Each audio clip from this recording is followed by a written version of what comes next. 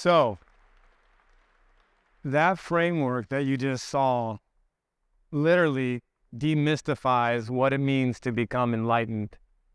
Prior to this current day and age, being enlightened was kind of a really random thing that you didn't really understand how to do unless maybe you went east to India or something. But through the advancements of psychology, what we are starting to get really clear in, and especially right now, as Jose mentioned, the key factor is the cleanup. It's the shadow work. There are two sides of us. There is the light and the dark. The power is in the dark. The power is there because that's the unconscious. And when you don't understand the unconscious, as one of my favorite quotes from Carl Jung says, until you make the unconscious conscious, it will rule your life and you will call it fate. Most people believe that the things that are occurring to them are just because. It's actually you. And once you start to learn the mechanism of consciousness, you start to understand that what is actually happening in your life is for you. Your unconscious is bringing the message to you. But if you don't have the lenses to understand the mechanism of consciousness, those things continue to happen to you over and over and over again. And what happens is then we lay dormant inside of that survival state. That map of consciousness, put it on your computer screen, print it out, take a look at it all the time. That bottom section under 200, 85 to 90% of the human population resides right there. Is there any wonder why we continue to see the reality that we experience? Imagine 90%, 6-7 billion people projecting their darkness out. What do I mean by that? It's not easy being human. See, we incarnate, and when we incarnate, we take on wounds. I'm going to kind of gamify this for you. No one goes through the earth plane without receiving trauma. We all have trauma. And because we have unresolved trauma, we project it. We haven't really known how to reconcile it, but it's starting to happen. This is now starting to become a part of the zeitgeist, the lexicon going on. Isn't it true that a lot of people you're beginning to talk about, this is a theme that's happening, right? People are starting to wake up. But the important element, and that's what we want to bring to your attention, is that cleanup phase. Understanding how to read the communication happening from life to us. And so what we just introduced, obviously, is this flow state, this superhuman power that we have inside of us to unleash the genius. Do you know that 90% of us are considered genius when we're children? 90% of us. That's why we absorb language, knowledge at such a rapid pace. But what then starts to happen, the traumas begin to set in. And those traumas, we literally, if you can almost take it from a biblical standpoint, we were in grace, in this genius zone, and we've fallen slowly from grace. But it's a game. It's a game. And the game is now you got to reclaim those parts that are lost. The wounds contain your wisdom. There's no need to be scared of them. Go into them. Understand them. Because that in there has the qualities necessary for your journey. You're emissaries of light, emissaries of God, emissaries of Source. And the game is to go down and retrieve those parts of ourselves so we can become the fullest expression. And as we do that, we can then, as Jose mentioned, what we talk about here, and you're going to learn about a little bit later through Annabelle, is about embodiment. It's not about transcending and just going into the light. That was the old mechanism. It's now about coming back into the body. The body is the last frontier. When we start to take care of the body, then this source, this divine light, the spirit can move and express itself unimpeded so that you're a perfect conduit and that you can release the genius.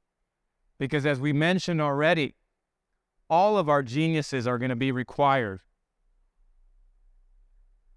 When you look out into the world, I don't know how to put it lightly, it's a shitstorm. It's chaos. And what we need is a new human story. And it's going to emerge from all of us. We all have to have the courage to go and do this work, to be the expression of light on this earth plane. And so when we do that, I think what you have to understand is this, that we live in a construct that is designed to keep this genius dormant. We can call it a labyrinth, we could call it a matrix, you can call it whatever you want. But this design, this reality that we live in, essentially is designed to keep this expression out of the world.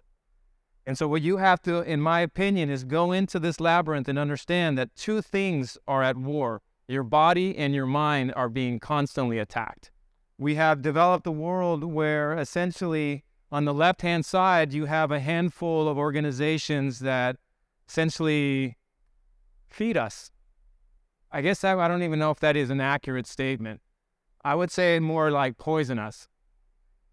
Food is considered to be nutritious and vital for human health. Sort of a newsflash, if you read the back of most ingredients and you can't pronounce the words, 9 times out of 10, poison. And so your body is being literally filled with toxins, gut disruptors, endocrine disruptors. Essentially, it's almost designed to keep this power hidden.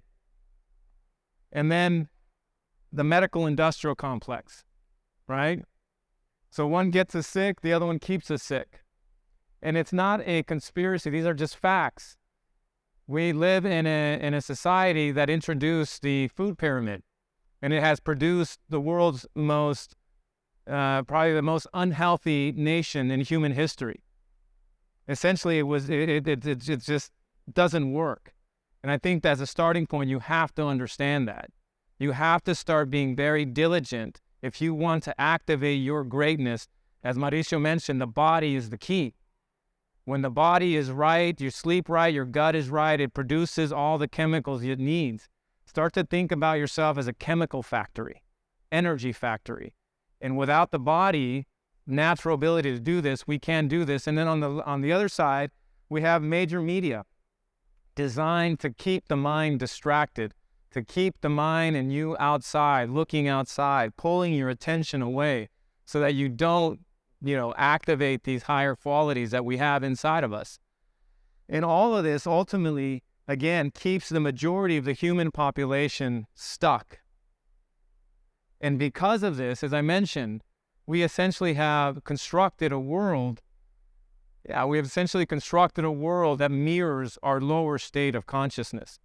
Do you guys understand that aspect, what I'm saying? It's like, imagine the majority of the world vibrating like that, and they have unresolved trauma. What happens with trauma, if you don't address it, you project it. Okay? And so what happens is, like, the majority of people are literally projecting their energy onto it. And it's a time to start to pull that energy back, to start to pull the energy back and get to the work. The ancients called this the great work. Any effort made in the direction of self-realization is considered to be the great work. Any effort made in the direction to know your own divinity in your body is considered to be the great work. Any other work in any other direction was useless, because ultimately what we're looking to do is unlock our greatness, and that is only found inside of us. All the greats, Jesus, Buddha, Lao Tzu, all of them had kept saying, in here. The trick that the world played on us was to make us believe that God was outside. It's here. It's inside of us. And when we begin to operate from that standpoint, we can begin the birthing of an entirely new world. But it needs leadership. It needs giants. It needs people with conviction that say, hey, this stops now. But it's going to require a massive collective effort, which is why Giving Business Soul is championing the idea that I'm about to share with you. It's not all doom gloom, really. There is an opportunity like we have never, ever seen before in human history.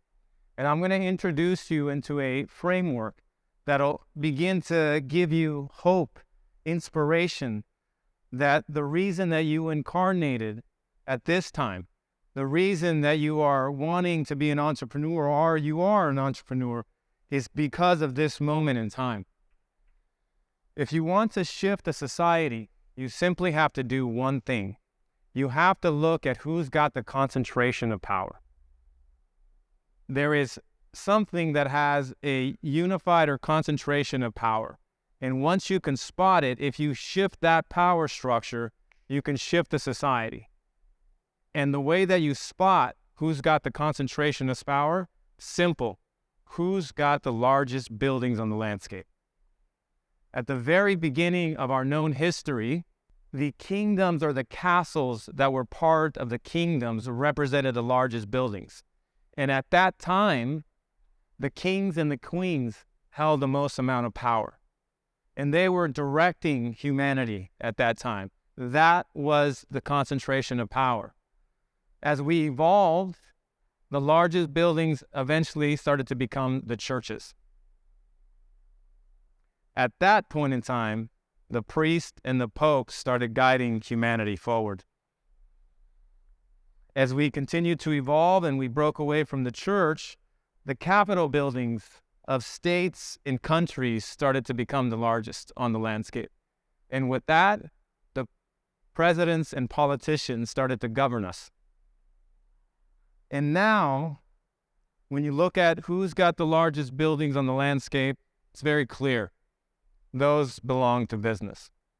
Business now have the largest buildings on the landscape. And why I believe it's such a romantic time alive is that every single time that we wanted change, the many, us, society, would plead to the few, the leaders, please change, please shift. And it is, in my opinion, at this point, asinine for us to believe that something's going to happen. And this is the first time in human history that the many don't have to plead to the few, because the many, us, we're all entrepreneurs. We don't have to tell the CEOs to change. We simply have to shift the way that we operate, the way that we show up. Imagine an embodied leader all across the world, or leading organizations. What does that feel like? Why? What would it be like to have nothing but embodied, enlightened leaders guiding our humanity?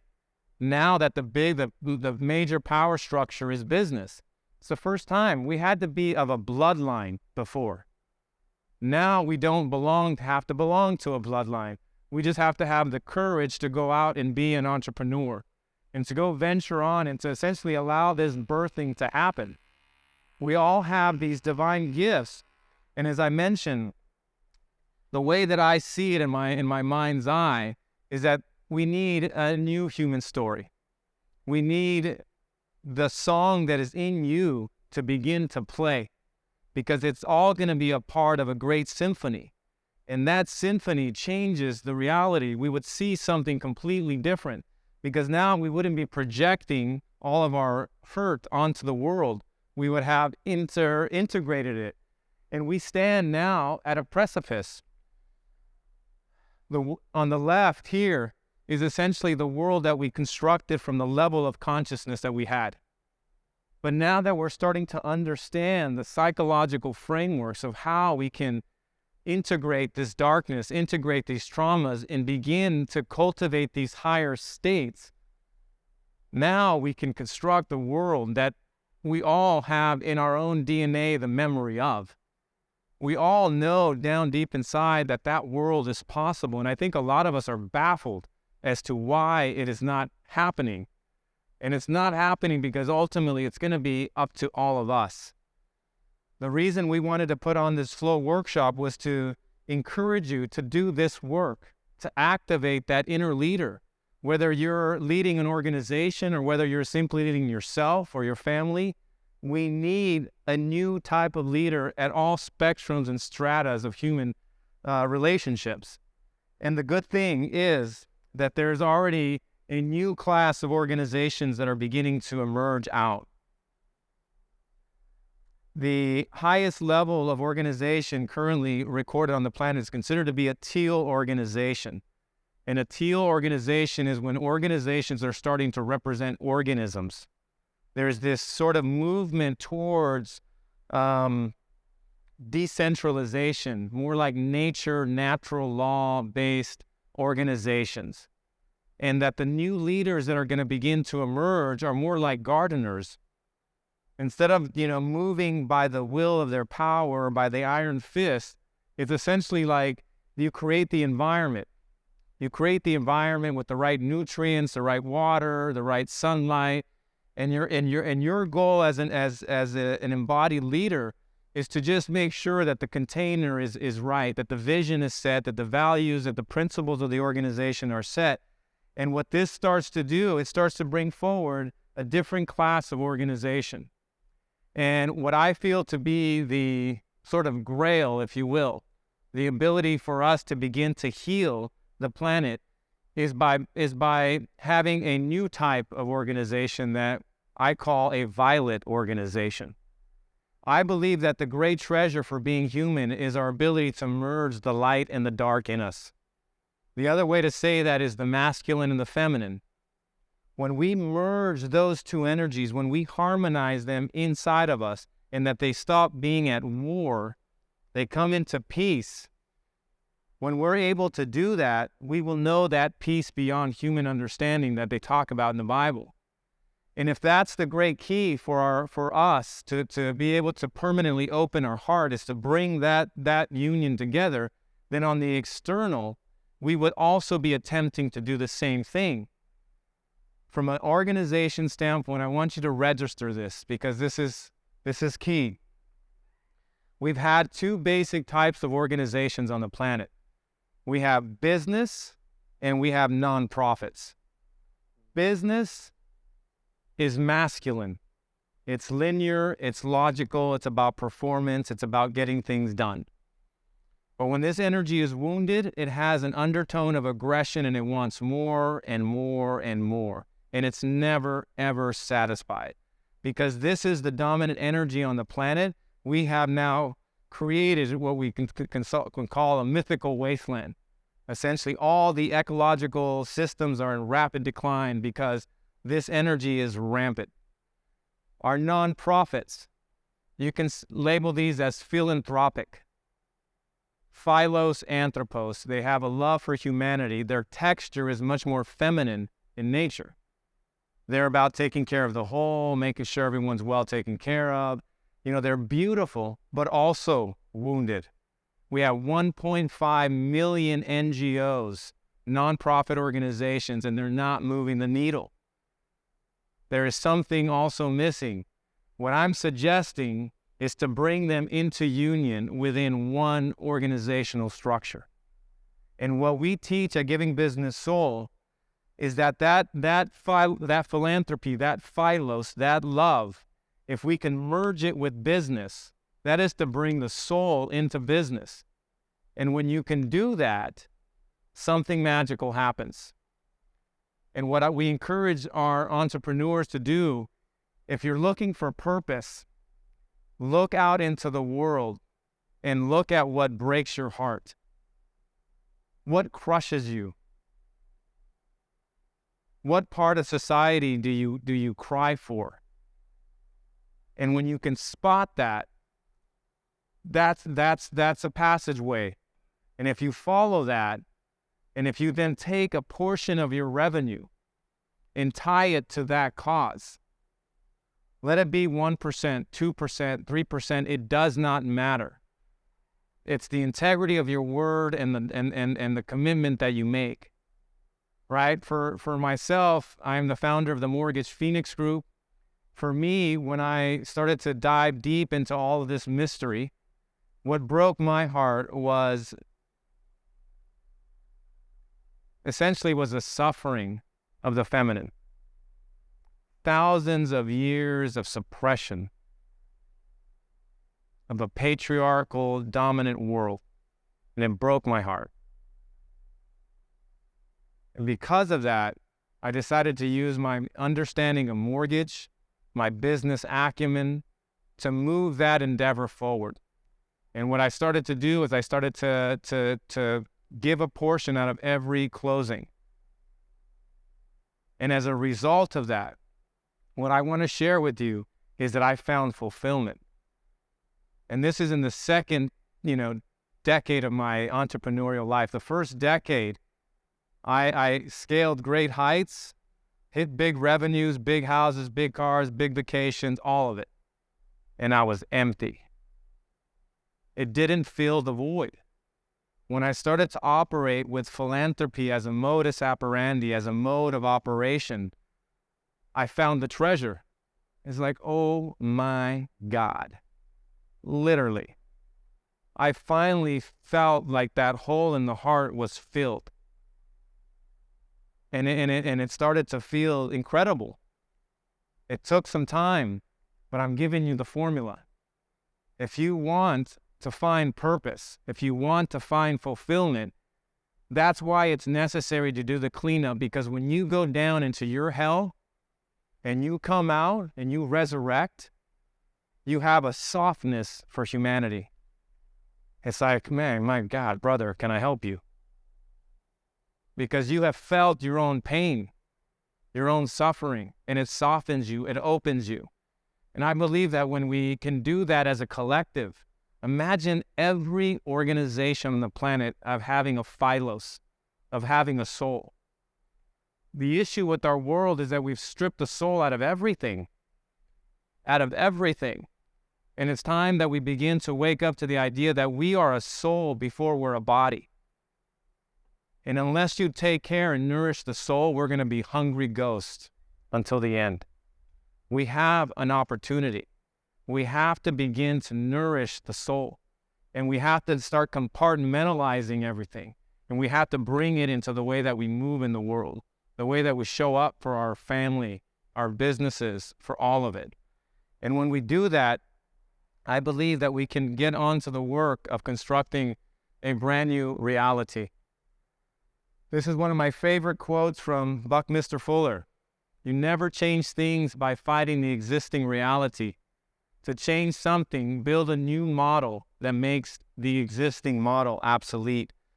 I can't tell you how this has helped me. I used to be so aggravated with everything. And what I started to do was I started to look at all the irritations that I used to have. And I started to pull them back and realize that they were all in me. And as I started to just clean myself up, an entirely new reality started to emerge for me. And that, in my opinion, really is sort of the playbook and the game plan. So, what I wanted to leave you with is that your participation as a leader is being requested. As I mentioned, I believe that nothing is coincidental, that we just are not able to see God's equation. We don't understand universal law. And if you're here right now, you literally chose to incarnate at this time. Why did you choose entrepreneurship? The etymology of entrepreneur is to propose, to put something forward. You're here to put something forward, and I believe that the strongest souls are here now. You didn't come down just because. You came down to materialize your greatness, to bring that light out into the world. And it's going to be done through this mechanism. We've literally just demystified this entire process. That flow state, what you experience, is your optimal state. And that framework that we just gave you of how you can get the cleanup to actually get this process where you can slowly make this default state your permanent state, that's the mechanism. Now you can just get to the work of it. That's ultimately what it's all about. There isn't any other secret sauce that I can really share with you other than maybe a community, group of individuals together working towards these goals. And so before we go on to the break, I want to leave you with this. I want you to contemplate it over the next 30 minutes until we have the next speaker. when blank happens, the world will change. I want you to think about that. I want you to contemplate that. What is the answer for that? When what happens? When what happens, will the world change?